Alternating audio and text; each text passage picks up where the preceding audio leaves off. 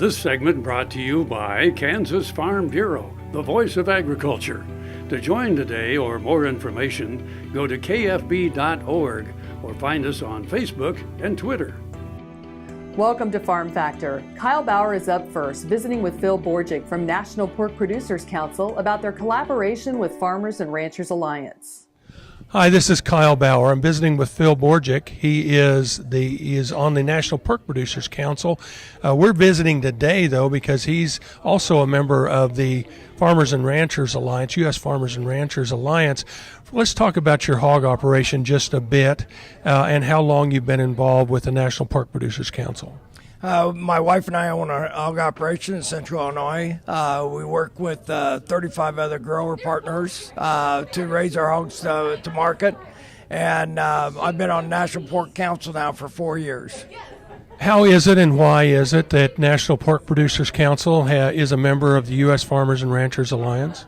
Well, we've I've been in the business now for 50 years, and over the years we've discovered that nobody outside of our business understands what we do, and so by working together then with the other commodity groups and other businesses, then we're able to pool our funds and do a more efficient job of educating the public, and also then have a unified message that we're all saying the same thing at the same time.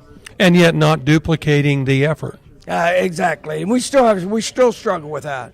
As organizations, we need to do a better job of not duplicating as much as we do today. So that's a challenge that we all have. That we all want to somewhat do our own thing, and as a board member and as a producer, contributing to check off and other funds, it's going to be important that we continue to send that message back to our organizations, that they need to work together and be more efficient.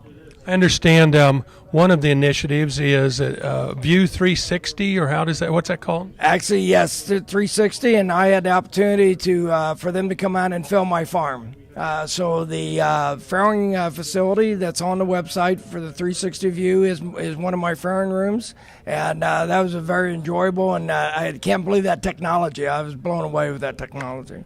Interestingly enough, a lot of the things we have to do as farmers on biosecurity and that sort of thing doesn't allow for us to let other people in, but by using the video and using professionals, they are able to look through your hog operation without having to let them access in person.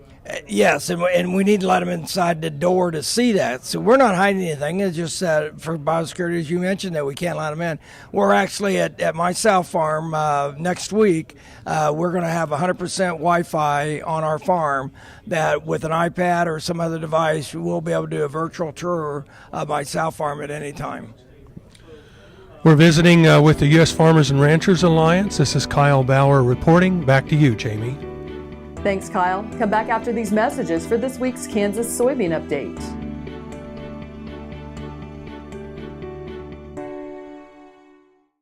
KFRM is one of the largest farm radio stations in the nation, dedicated to informing and entertaining rural listeners from northern Oklahoma to southwestern Nebraska.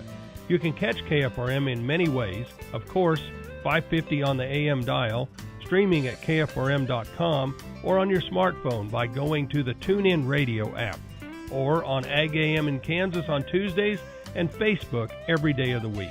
KFRM, tune us in. You'll be glad you did.